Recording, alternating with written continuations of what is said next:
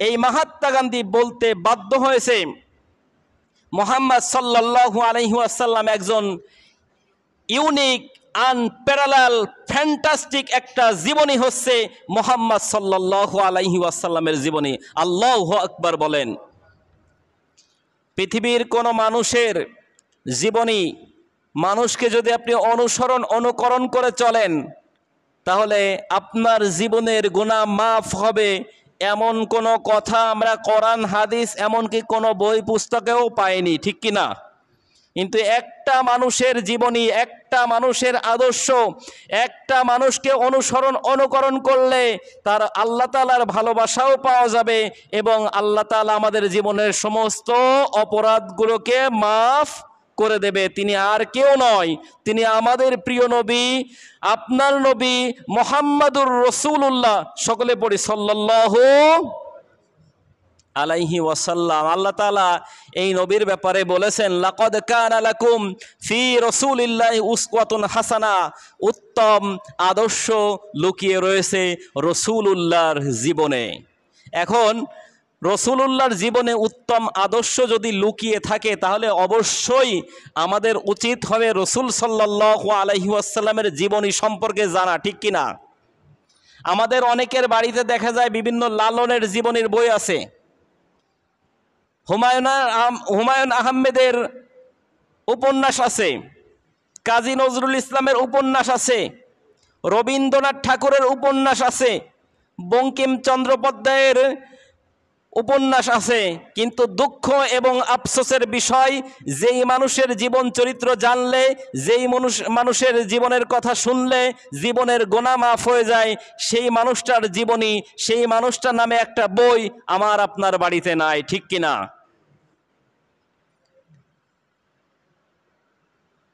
এই মানুষটার বই যদি ঘরে রাখা হয়, বিশেষ করে অনেকগুলো কিতাব তার নামে বের হয়েছে, আর রাহিকুল মাকতুম, তারপরে শ্রেষ্ঠ আখলাকে রাসূল সাল্লাল্লাহু আলাইহি ওয়াসাল্লাম, এরকম বেশ কয়েকটি কিতাব রাসূল সাল্লাল্লাহু আলাইহি ওয়াসাল্লামের জীবনের উপরে বের হয়েছে। এই কিতাবগুলো যদি আমরা আমাদের ঘরে রাখতে পারতাম এবং এই জীবনীগুলো যদি আমরা পড়তে পারতাম, তাহলে নিশ্চয়ই আমাদের জীবনে পরিবর্তন আসতো। কিন্তু আফসোস এবং দুঃখের বিষয়, আমরা তাদের জীবনী সম্পর্কে জানিও না, বুঝিও না এবং আমাদের ঘরে তার কোনো বই পর্যন্ত থাকে না। হয়তো দুই একজনের ঘরে থাকতে পারে, অনেকের ঘরে বই রাখার জন্য তাক আছে, আলমারি আছে, বিভিন্ন সিস্টেম করে সুন্দরভাবে তারা সেই তাকগুলো সাজিয়ে রেখেছে, বিভিন্ন কিতাব, বিভিন্ন বই খাতা সেখানে আছে, কিন্তু আল্লাহর নবীর জীবনী সম্পর্কে একটা বই সেখানে পাওয়া যায় না। মানুষ যখন সময় পায় তখন বিভিন্ন লালনের জীবনী পড়ে, রবীন্দ্রনাথ ঠাকুরের জীবনী পড়ে, বঙ্কিম চন্দ্যোপাধ্যায়ের জীবনী পড়ে, কাজী নজরুল ইসলামের জীবনী পড়ে, কিন্তু আমার নবী, প্রিয় নবী মুহাম্মাদুর রাসূলুল্লাহ সাল্লাল্লাহু আলাইহি ওয়াসাল্লামের জীবনী পড়ে না। এই জন্য বুঝতেও পারে না, এই জন্য আমলও আসে না। এই জন্য আজকে আমাদের জীবন পরিবর্তন হয় না, আমাদের ব্যক্তিগত জীবন পরিবর্তন হয় না, পারিবারিক জীবন পরিবর্তন হয় না, আমাদের সমাজ জীবন পরিবর্তন হয় না, আমাদের রাষ্ট্র জীবন, আন্তর্জাতিক জীবনের কোনো পরিবর্তন আসে না। কারণ রাসূল সাল্লাল্লাহু আলাইহি ওয়াসাল্লামের আদর্শ শুধু দাড়ি আর টুপিতে নয়, জুব্বাতে নয়। রাসূল সাল্লাল্লাহু আলাইহি ওয়াসাল্লামের আদর্শ রয়েছে একেবারে রান্নাঘর থেকে নিয়ে রাষ্ট্র পর্যন্ত, মাথা থেকে পা পর্যন্ত প্রত্যেকটা সেক্টরে আপনি পারিবারিক জীবন বলেন, ব্যক্তিগত জীবন বলেন, আপনি যদি সমাজ জীবন বলেন, রাষ্ট্রীয় জীবন বলেন, প্রত্যেকটা সেক্টরে আমার নবীজির আদর্শ আছে না নাই? আমার নবীজি যেরকম একজন স্বামী ছিলেন, একজন বাবা ছিলেন, আমার নবীজি যেরকম সমাজের নেতা ছিলেন, রাষ্ট্রের নেতা ছিলেন, যেই নবী সেনাবাহিনীর দায়িত্বও পালন করেছেন, সেই নবীর দায়িত্বে রাষ্ট্রীয় দায়িত্বও পালন করেছেন। কিন্তু আমরা মনে করি যে আসলে আমাদের দায়িত্ব মনে হয় যে দাড়ি টুপি আর জুব্বার ভিতরে আর কোনো জায়গায় নেই। এতটুকুর ভিতরে আমরা বুঝি যে কেউ যদি লম্বা জামা গায়ে দিতে পারে, বড় টুপি মাথায় দিতে পারে, 5-10 কলি টুপি মাথায় দিতে পারে, এর মতো আল্লাহর ওলি আর কেউ হতে পারে? কিন্তু এগুলো থাকবে ভাই, কিন্তু নবীজির আদর্শ আমাদের জীবনে বাস্তবায়ন করতে হবে। নবীজির আদর্শ সম্পর্কে আমি কয়েকটি পয়েন্টে আপনাদের উপরে কথা বলবো বলেছিলাম। 1 নম্বর পয়েন্ট হচ্ছে, 1 নম্বর আমার নবীর আদর্শ হচ্ছে, আমার নবী ছিলেন একজন রাষ্ট্রনায়ক। কি ছিল? আমার নবীজি একজন রাষ্ট্রনায়ক ছিলেন, ঠিক কিনা? তিনি 10টা বছর মদিনায় রাষ্ট্রীয় ক্ষমতা পরিচালনা করেছেন, রাষ্ট্র পরিচালনা করেছেন। অর্থাৎ রাষ্ট্র পরিচালনা করা, ক্ষমতায় যাওয়া, এটা নবীজির একটা অন্যতম আদর্শ। আর এই আদর্শের ব্যাপারে আল্লাহ তাআলা নবীজি মুহাম্মদুর রাসূলুল্লাহ সাল্লাল্লাহু আলাইহি ওয়াসাল্লামকে দোয়া পর্যন্ত করতে বলেছেন। আমার নবী, প্রিয় নবী মুহাম্মদুর রাসূলুল্লাহ সাল্লাল্লাহু আলাইহি ওয়াসাল্লাম যখন মক্কা থেকে মদিনায় হিজরত করে যাচ্ছিলেন, পাশে ছিল, সঙ্গী সাথী হিসেবে ছিল সাইয়েদনা আবু বকর রাদিয়াল্লাহু আনহু। অন্তত হৃদয় মর্মী হয়ে, মনটা খারাপ করে, কাদো কাদো ভাব নিয়ে আমার নবীজি মুহাম্মদ সাল্লাল্লাহু আলাইহি ওয়াসাল্লাম মক্কা থেকে মদিনায় হিজরত করে যাচ্ছিলেন। পথিমধ্যে আল্লাহ পাক রব্বুল আলামিন ফেরেশতা জিবরাইলের মাধ্যমে আমার নবীর কাছে সংবাদ পাঠালেন, ও নবী আপনি দোয়া করুন, অকুর রব্বি আদখিলনি মুদখালা সিদকি ওয়া আখরিজনি মুখরাজা সিদকি ওয়াজআললি মিন লাদুনকা সুলতানান নাসীরা। জোরে বলেন আল্লাহু আকবার। আল্লাহ তাআলা আমার নবীজিকে দোয়া শিখালেন, হে নবী আপনি দোয়া করুন, আল্লাহ তুমি আমাকে যেখানে নিবা সেই জায়গাটা যেন সন্তোষজনক হয়, শুভ হয়। আর যদি অশুভ অসন্তোষজনক জায়গা হয় তাহলে আল্লাহ তুমি ওখান থেকে আমাকে বের করে নিবা। আর তুমি আমাকে সুলতানান নাসীরা, পরবর্তীতে আল্লাহ তুমি আমাকে রাষ্ট্রীয় ক্ষমতা দান করো। অর্থাৎ রাষ্ট্রীয় ক্ষমতা চাওয়ার জন্য আল্লাহ তাআলা নিজে দোয়া শিখিয়েছেন আমার নবী, প্রিয় নবী মুহাম্মদুর রাসূলুল্লাহ সাল্লাল্লাহু আলাইহি ওয়াসাল্লামকে। অর্থাৎ রাষ্ট্রীয় ক্ষমতা, রাষ্ট্রীয় দায়িত্ব পালন করেছেন আমার নবী। তাহলে রাষ্ট্রীয় দায়িত্ব পালন করা এটা নবীজির অন্যতম আদর্শ। আর রাষ্ট্রের দায়িত্ব পালন করা আমাদেরও দায়িত্ব আছে না নাই?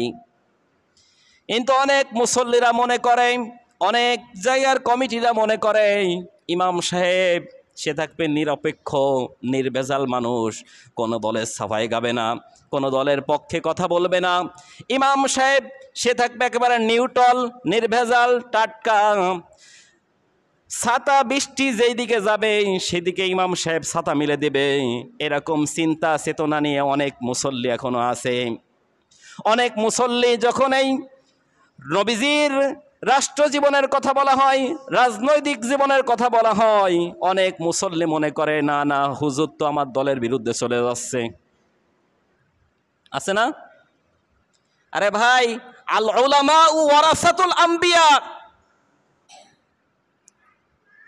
আলেমরাই হচ্ছে নবীদের ওয়ারেস। নবী নেই, নবী যে দায়িত্ব পালন করত, নবীজি রাষ্ট্রের দায়িত্ব পালন করেছেন, সেই দায়িত্ব নবীর পরবর্তীতে নবীর না থাকার কারণে এখন ওই দায়িত্ব পালন করবে আলেম ওলামারা।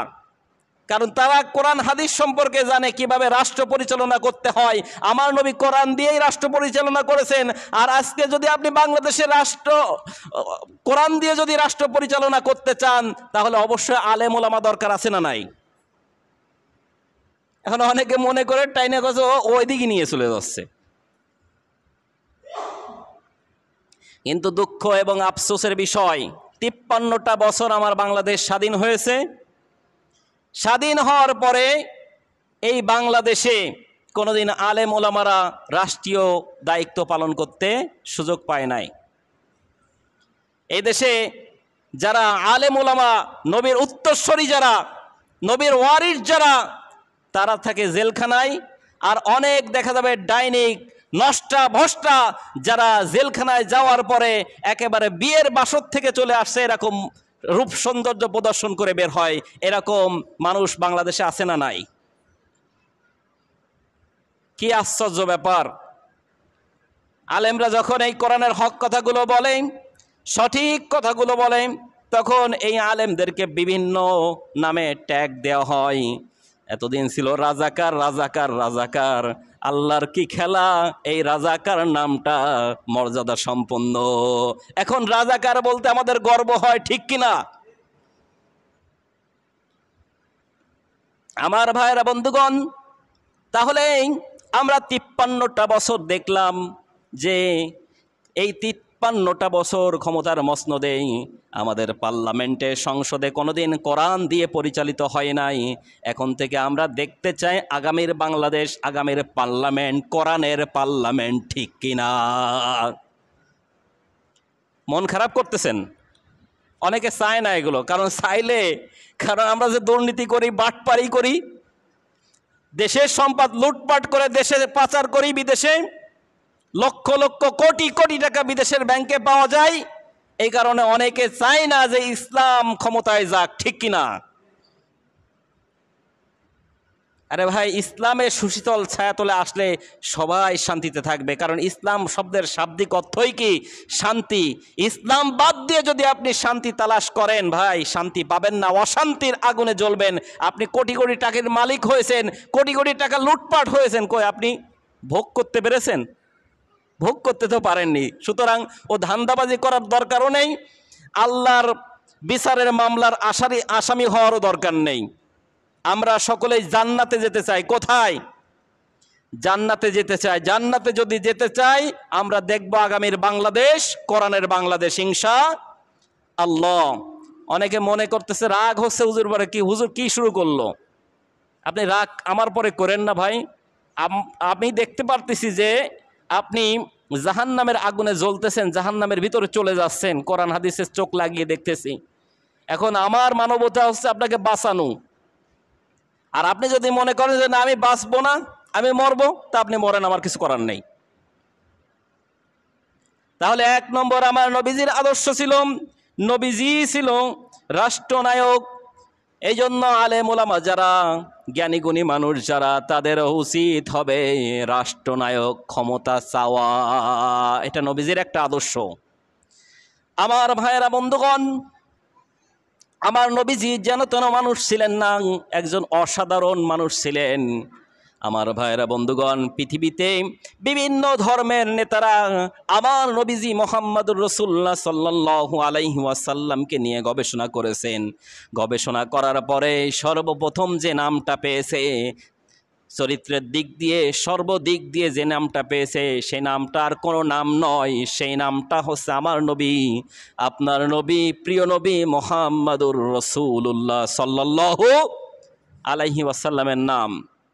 এই যে খ্রিস্টানদের এক নেতা, ধর্মীয় নেতা মাইকেল এইচ হার্ট, সে 61 নেতার মানে বাঘা বাঘা নেতাদের নাম একটি জায়গায় করেছে। দ্য 100 নামে একটি বই লিখেছে। সেই বইয়ের মধ্যে 100 জন এই ধর্মীয় নেতাদের নাম ওখানে সাজিয়েছে। সেখানে মূসা আলাইহিসসালামের নামও রেখেছে, ঈসা আলাইহিসসালামের নামও রেখেছে, তারপরে দাউদ আলাইহিসসালামের নাম রেখেছে, ইব্রাহিম আলাইহিসসালামের নাম পর্যন্ত রেখেছে। রাখার পরে সর্বপ্রথম যে নামটা সেখানে ভেসে উঠেছে, সর্বপ্রথম র্যাঙ্কিংয়ে যে নামটা রয়েছে, সেই নামটা আর কোনো নাম নয়, সেই নামটাই হচ্ছে মোহাম্মদ সাল্লাল্লাহু আলাইহি ওয়াসাল্লাম। এ হচ্ছে খ্রিস্টানদের বক্তব্য। এরপরে আসেন ব্রিটিশ ইংল্যান্ডের যে মিউজিয়াম আছে, ওই মিউজিয়ামের উপরে লেখা রয়েছে সবচাইতে